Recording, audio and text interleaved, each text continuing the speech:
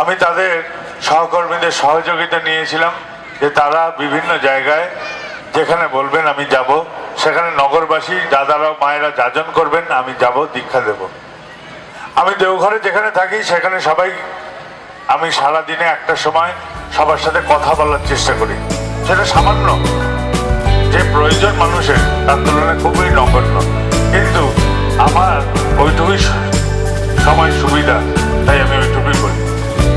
সবার সাথে কথা বলার চেষ্টা করি, সে ব্যক্তিগতভাবে হোক সমষ্টিগতভাবে হোক। কিন্তু এই যাত্রার শুরুতে আমি সবাইকে বলেছিলাম আমি কারোর সাথে কোনো ব্যক্তিগত কথার মধ্যে যেতে পারবো না। যা বলবো আওয়াজে বলবো, এই দিয়ে যদি চলে যায় তাহলে এই দিয়েই হবে। সেই জন্যে আজকে যা বলার আমি বলছি। আপনাদের যদি মনে হয় যে এটা থেকে কিছু গ্রহণীয় আছে তাহলে গ্রহণ করে নেবেন। সবার আগে আমাদের জীবন যেমন একটা বহতা নদীর মতো বয়ে চলেছে ক্রমাগতিতে, এগিয়ে চলেছে ক্রমাগতিতে। সেই বহতা নদীর স্রোত ভীষণ তীব্র, জীবন নদীর স্রোত ভীষণ তীব্র। আর আমার সেই নদীতে যদি একটি তরি বেঁধে রাখতে হয়, আমার জীবন তরি যদি বেঁধে রাখতে হয়, তাহলে পাড়ের গাছের সাথে আমরা বেঁধে রাখি। পাড়ের গাছের সাথে নৌকা বাঁধা থাকলে কি হয়? নৌকা দুলবে, নড়বে, কিন্তু বিচ্ছিন্ন হবে না। এই যে দোলে নড়ে, বিচ্ছিন্ন হয় না, এই বন্ধন থাকার জন্য। এই বন্ধনটাই হচ্ছে দীক্ষা। এই বন্ধন না থাকলে কোনোদিনও এই নৌকা জায়গায় থাকতো না। এই নৌকা বিচ্ছিন্ন হয়ে বেরিয়ে যেত, স্রোতে গিয়ে কোথাও পাথরে ধাক্কা খেত, কোনো জলপ্রপাতে পরে ভাঙচুর হয়ে যেত, কোথাও নষ্ট হয়ে যেত। কিন্তু যেহেতু বাঁধা আছে তাই সে নষ্ট হয়নি। খালি নড়াচড়া করতে পারে, দুলতে পারে, হেঁটতে পারে, কিন্তু নষ্ট হবে। কেন দীক্ষা নেব? একটি জঙ্গলের ধারে একটি গ্রামের এক গরু ঘাস খেতে গেছে। ঘাস খেতে খেতে তার সাথীরা রয়ে গেল একদিকে, সে চলে গেল জঙ্গলের ধারে। ঘাস খেতে খেতে তন্ময় হয়ে রয়ে গেল সেখানে। সন্ধ্যা নেমে এসছে কখন সে জানে না, তার সাথীরা কখন চলে গেছে তারও খেয়াল নেই। বাঘ বেরোলো শিকারে, সেই বাঘ করলো তারা। বাঘের তারা খেয়ে গরুটি পড়লো, দৌড়ে পালাতে গিয়ে এক কাদার পাকে আটকে। বাঘ দিল লাফ, সেও পড়লো কাদার পাকে আটকে। এই যে আটকে পড়লো, এই উভয় অবস্থাতেই বাঘ করে চেষ্টা গরুটাকে খাওয়ানোর জন্য, আর গরু করে চেষ্টা বাঘের হাত থেকে পালানোর জন্য। এই যে উভয় জানোয়ার ব্যর্থ যখন হলো, তখন বাঘ বলছে, দেখ, যখন কাদাটা শুকাবে আমি তোকে উঠে এখান থেকে খাবো। তখন গরুটি হাসতে শুরু করেছে, বলে, তুই আমাকে কি খাবি রে? আমার কান খাড়া আছে, আমি কাঁসরের আওয়াজ পাচ্ছি, ঘন্টার আওয়াজ পাচ্ছি, আমি লোকজনের আওয়াজ পাচ্ছি, তারা আসছে আমাকে উদ্ধার করতে, আমার মালিক আসছে আমার উদ্ধার করতে। আমার তো জীবনে একটি মালিক আছে, তিনি উদ্ধার করে নিয়ে যাবেন। কিন্তু তোর তো মালিক নেই, তোর মালিক নেই। আর আমার মালিকের সঙ্গী সাথীরা সবাই লাঠি সোজা বললম সব নিয়ে আসছে, আমাকে তো উদ্ধার করবে, তোর কি অবস্থা করবে? এই যে ব্যাপারটা, এই যে অবস্থাটা, এই অবস্থাটার জন্যই আমাদের দীক্ষার প্রয়োজন। যে জীবনে একটি মালিক দরকার, যিনি আমাকে রক্ষা করতে পারেন। আমার বাবা মা, বউ, স্বামী, ছেলে মেয়ে, কারুর যদি কিছু হয় আমাদের ব্যথা লাগে, খুব ব্যথা লাগে। ব্যথা কোথায় লাগে? শরীরে? মোটেই না। আমাদের শরীরে কোনো ব্যথা হয় না, আমাদের ব্যথা হয় মনে।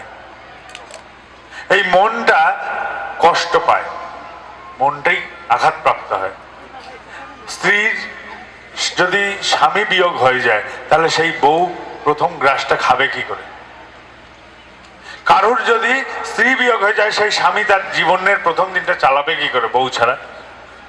এই যে অবস্থা, অন্ধকারাচ্ছন্ন অবস্থা মানসিক, এই অবস্থা থেকে মুক্ত হওয়ার জন্যই গুরু দরকার। কারণ গু মানে তন্ত্র মতে যারা বলে, গু মানে অন্ধকার, রু মানে আলোকিত করা। যিনি অন্ধকার থেকে আলোকিত করে দেন তিনি গুরু। অনেকে বলেন দীক্ষা নিয়েছি কই কিছু হচ্ছে না। তো আমি বলবো, 1000 বছর তুমি পাখা নিয়ে বসে থাকো, হাওয়া খাবে না। তোমাকে পাখার হাওয়া খেতে গেলে হাত নাড়াতে হবে, তাহলে তোমাকে দীক্ষা নিয়েও তোমাকে কিছু করতে হবে। তুমি বসে থাকলে শুধু হবে না, তোমাকে কিছু করতে হবে। সবার আগে জানা দরকার আমার কি করতে হবে, আমাদের জীবনটা কি। একটা গাখীর থেকে যদি ঘি বানাতে হয়, তাহলে কি করতে হয়? দুধ থেকে ঘি বানাতে গেলে তাকে একটা পদ্ধতিতে নিয়ে যেতে হবে। তাহলে এই গাখীর বা দুধ থেকে যদি ঘি বানাতে গেলে একটা পদ্ধতি লাগে, তাহলে জীবনকেও আনন্দমুখর করতে গেলে একটা পদ্ধতি লাগে। সবার আগে জানা দরকার আমরা কে কে। আমরা মানুষ। জীবজন্তুর থেকে আমার তফাৎ কিসে? জীবজন্তুর থেকে তফাৎ হচ্ছে জীবজন্তু চায় আহার, নিদ্রা, মৈথুন, আর আমরা মানুষ আমরা শুধু তাতেই খুশি নই, আমরা তার থেকেও বেশি। কিভাবে আমার জীবনটাকে সুন্দর থাকলে আরো সুন্দর করা যায়, যদি সুন্দর না থাকে তাহলে তাকে সুন্দরে ভরিয়ে তোলা যায়। আমাদের সবসময় অগ্রগতির দিকে ঝোঁক। আমাদের মন বলে একটি যন্ত্র আছে যেটা ভগবান আমাকে বিশেষভাবে দিয়েছেন।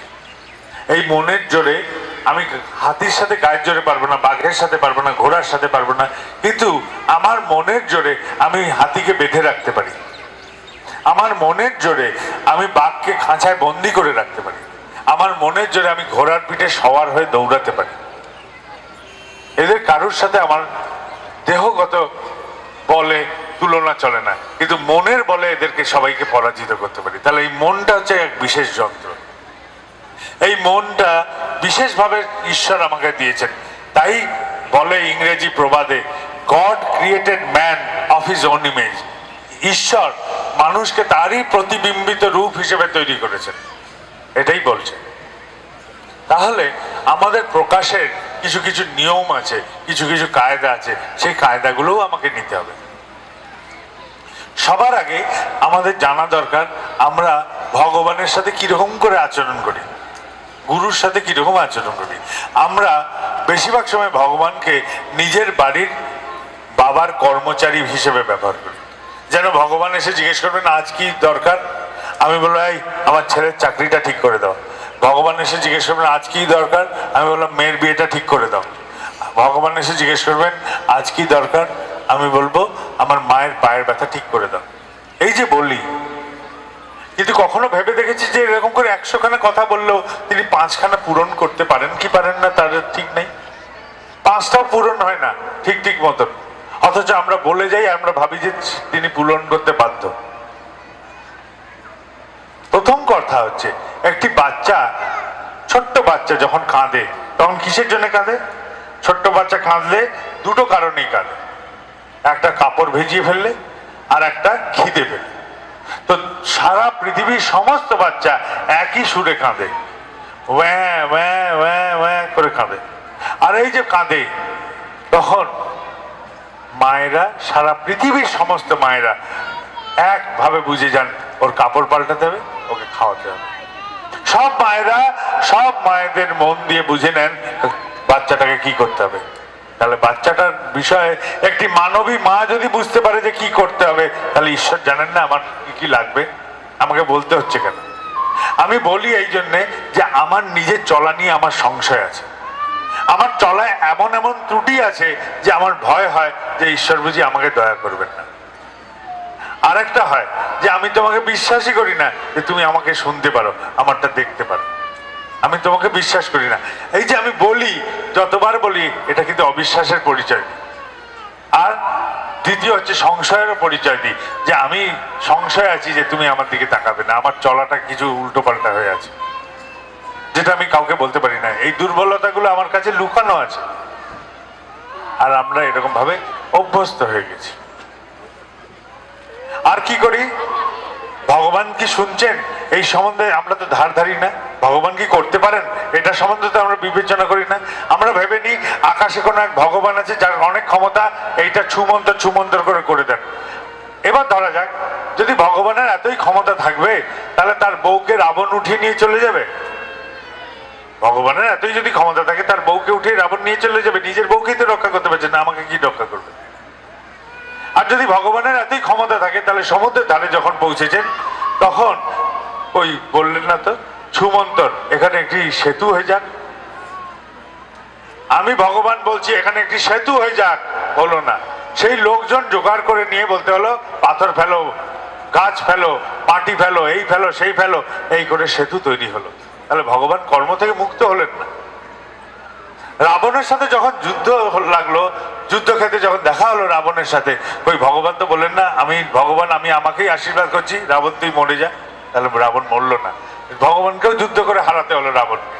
তাহলে এই যদি উপায় হয়, যে ভগবানও কর্ম থেকে মুক্ত নন, ভগবানকেও নিজের কাজ করতে গেলে লোক জোগাড় করে করতে হয়, তাহলে আমারটা তিনি করবেন কি করে? তাহলে ভগবান এই বিধির বাইরে নন। এই জগতের বিধি বা নিয়ম হচ্ছে তাকেও এইখানে এলে এই কর্মের জগতের মধ্যে থেকেই কিছু হাসিল করতে হয়, আর এই বিধিকে তিনি পালন করেন, তাই তাকে বলা হয় বিধাতা। তাই ভগবানকে বিধাতাও বলা হয়। তাহলে আমি এক মানুষ হয়ে যদি ভাবি যে আমার গায়ে হাওয়া লাগবে আর আমি হাওয়া খাবো, তা কি করে সম্ভব হবে? আর ভগবান শোনেন না, কেন শোনেন না সেটাও তো প্রশ্ন জাগতে পারে, যে ভগবান কেন শুনছেন না আমার কথা? ভগবান দয়ালু বলে শোনেন না, আমার তাই মনে হয়। কিরকম দয়ালু? একটি জঙ্গলে একটি গাছ ছিল, সেই গাছ কল্পতরু গাছ। সেই গাছের ছায়া যে যখন যেরকম করে ভাবে সেই ইচ্ছা পূরণ হয়ে যায়। কেউ জানে না সেই গাছ কোথায়। দৈবাৎ কোনো এক পথিক ক্লান্ত হয়ে সেই গাছের ছায়া এসে উপস্থিত হলো, এবং এসে উপস্থিত হয়ে সে ভাবছে খুব তো খিদে পেয়েছে, প্রচন্ড খিদে পেয়েছে, যদি একটু খাওয়া চাইছি তাই পূরণ হয়ে যাচ্ছে, তাহলে এই গাছে নিশ্চয়ই ভূত আছে। এই ভূত এসে এবার নেমে আমার ঘাটটার মটকে দেবে না তো? অমনি ভূতও নামলো, ঘাড় মটকে দিল, কেননা সেখানে যা ইচ্ছা করা হবে তাই তো পূরণ হবে। এই যে অবস্থা, কল্পতরু ছায়ায় বসে সে তার নিজের ঘাড় মটকিয়ে ফেললো। এই অবস্থা হবে যদি ভগবান আমার কথা শুনে চলেন। তিনি দয়ালু, তিনি জানেন যে এটা 5টা প্রার্থনা করলে নিজের জন্য একটা ক্ষতিকর কিছু চেয়ে বসবে, নিজের ক্ষতি নিজেই ডেকে আনবে। একটা চাইতে গিয়ে এমন অনেকগুলো চাইবে যে নিজের বিপদ নিজেই ডেকে আনবে। হয়তো প্রার্থনা করে বসলাম আমরা, আমার ছেলে বহুত টাকা পয়সা রোজগার করুক। ছেলে এমন টাকা পয়সা রোজগার করতে আমেরিকায় চলে গেল, তখন আমি বলছি হায় রে, আমি কেন এটা চাইতে গেলাম, আমার ছেলে তো আমাকে ছেড়ে দিয়ে চলে গেল। তখন এরকম অবস্থায় পড়বো, আমরা নিজেদের বিপদ নিজেরাই ডেকে আনি নিজেদের প্রার্থনা দিয়ে। তাই এরকম করে প্রার্থনা পূরণ হবে না। এবার আমাদের জীবনটা কিরকম করা যায়? আমরা কোথা থেকে এসেছি? আমরা মানুষরা এসেছি বাঁদর থেকে। বিজ্ঞান বলে আমরা ছিলাম আগে বাঁদর প্রজাতি। সেই বাঁদর প্রজাতি থেকে যখন থেকে আমরা খাড়া হয়ে দাঁড়াতে শিখলাম, সেই প্রজাতিকে বলা হয় হোমো ইরেক্টাস, মানে খাড়া হলো। আর তারপরের প্রজাতি যারা আমরা, তারা হচ্ছে হোমো সেপিয়েন্স, যারা এরকম করে হাঁটা চলা করে। তার মানে বাঁদরের থেকে আমাদের আগমন, এটাই বিজ্ঞান মেনে নিয়েছে। ধরা যাক বিজ্ঞানের কথাই ঠিক। এবার তাহলে এই বাঁদরের বাঁদরামের রকম আমার মধ্যে রয়ে গেছে। একটি টুপিওয়ালা টুপি বিক্রি করছিল বসে। এমন সময় সে ক্লান্ত হয়ে গাছের তলায় বিশ্রাম করতে বসেছে, ঘুম এসে গেছে। হঠাৎ দেখে তার ঝোলা ভর্তি টুপি নিয়ে কে চলে গেছে। এদিক ওদিক তাকিয়ে দেখে গাছের ওপরে সব বাঁদরগুলো একটা করে টুপি পরে আছে। অনেক হুঁশহাস ফুসফাস করলো, টুপি আর ফেরত এলো না। শেষে বিরক্তিতে নিজের মাথার টুপিটা পটকে দিল মাটিতে। যেই না পটকান, অমনি সব বাঁদরগুলো নিজেদের টুপি পটকে দিল।